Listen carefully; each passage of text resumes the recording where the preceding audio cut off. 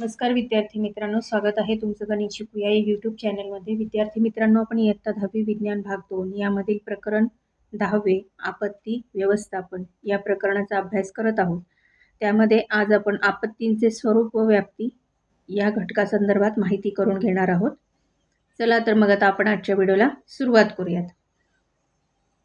आपत्तीच्या व्याप्तीचा विचार करता काही महत्त्वाच्या बाबी विचारात घ्याव्या लागतील. त्या पुढील प्रमाणे: आपत्तीपूर्वीचा काळ, इशारा काळ, आणीबाणीचा काळ, पुनर्वसनाचा काळ, प्रतिशोधनाचा काळ, पुनर्निर्माणाचा काळ. आता आपत्तींच्या स्वरूप आणि व्याप्तीचा सखोल विचार करता सर्वसामान्य नागरिकांच्या दृष्टीने आपत्तीचे 3च भाग संवेदनशील असतात. आणीबाणीची अवस्था. या अवस्थेचे वैशिष्ट्य म्हणजे ह्याच काळात वेगाने हालचाली करून जास्तीत जास्त लोकांचे प्राण वाचवता येतात. त्यामध्ये शोध आणि बचाव कार्य, वैद्यकीय मदत, प्रथमोपचार, संपर्क व दळणवळण व्यवस्था पूर्ववत करणे, धोकादायक विभागातून नागरिकांचे स्थलांतर करणे या व इतर अनेक कृती अपेक्षित असतात. ह्याच काळात आपत्तीचा अंदाज बांधता येतो. संक्रमणावस्था. या अवस्थेत आपत्ती ओसरल्यानंतर आपत्ती निवारण अथवा पुनर्वसनाचे काम चालू करतात. जसे ढिगारे हलवणे, पाण्याचे नळ ठीकठाक करणे, रस्ते दुरुस्ती इत्यादी, जेणेकरून जनजीवन जे आहे ते पूर्वपदावर येण्यासाठी त्याची मदत होते. आपातग्रस्तांचे पुनर्वसन हे सुद्धा महत्त्वाचं काम आहे. अशा नागरिकांना सर्वसाधारणपणे निरनिराळ्या संस्था रोख मदत किंवा इतर मदत देतात.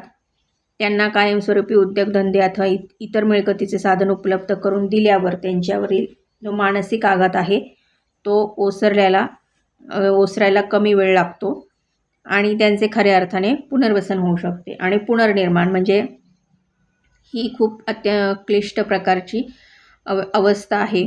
तिची सुरुवात जी आहे ती संक्रमणावस्थेत होते. या काळात इमारतीची पुनर्बांधणी, रस्ते, पाणीपुरवठा व्यवस्था पूर्ववत करणे इत्यादी कामे यामध्ये येतात. शेती व्यवसाय पूर्ववत सुरू होतो. पुनर्बांधणीचे काम पूर्णत्वास नेण्यास बराच कालावधी लागतो. आजपर्यंत पृथ्वीने अनेक नैसर्गिक आघात सोसले आहेत. त्याचे वर्णन ऐकून मानवी मन सुन्न होते. यातील बहुसंख्य आघात अथवा त्या आघातामुळे निर्माण झालेली अभूतपूर्व परिस्थिती ही बहुतांश वेळा आशिया खंड व प्रशांत महासागराचा परिसर यात झालेली आहे. या व अशा आघातांमुळे पृथ्वीचे तसेच सजीवांचे अतोनात नुकसान झालेले आहे. आता खरे पाहिले तर कित्येक वर्षाच्या जुन्या प्रश्नांनी आता उग्र रूप धारण करण्यास सुरुवात केली आहे. जसं लोकसंख्येची वाढ, त्याच्या वाढत्या गरजा, त्यामुळे निर्माण झालेल्या समस्या आणि टोकाच्या या सगळ्या काय आहेत. आता याचं स्वरूप टोकाच्या अवस्थेत आहे. त्यानंतर दुसऱ्या महायुद्धानंतर अशा आपत्ती अधिक वाढत गेल्या.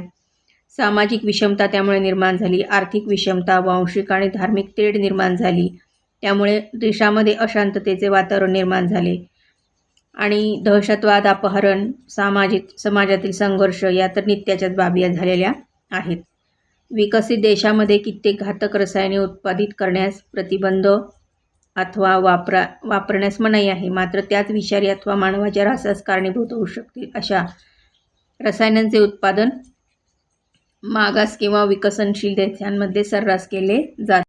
इथे बघा, माहीत आहे का तुम्हाला 2014 साली माळीण तालुका आंबेगाव जिल्हा पुणे येथे मोठे भूस्खलन होऊन दरड कोसळली होती.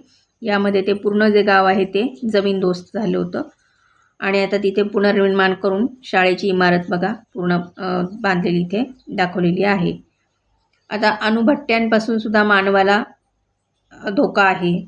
जसं युक्रेनमध्ये चेर्नोबिल अणुभट्टीत जो स्फोट झाला त्यामुळे किरणोत्साराची गळती झाली आणि त्याचे दुष्परिणाम आजही त्या भागात जाणवत आहेत.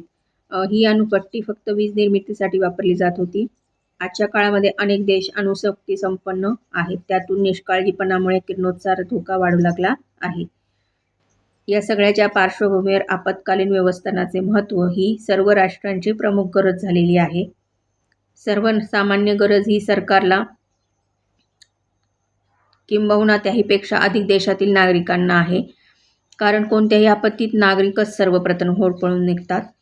यासाठी आपत्कालीन व्यवस्थापनामध्ये नागरिकांचा थेट सहभाग अत्यावश्यक आहे. तसेच अशा योजनांमध्ये स्थल, काल, आपत्तीनुरूप बदल करणे ही विशिष्ट काळापुरती मर्यादित राहू नये अशी अपेक्षा आहे.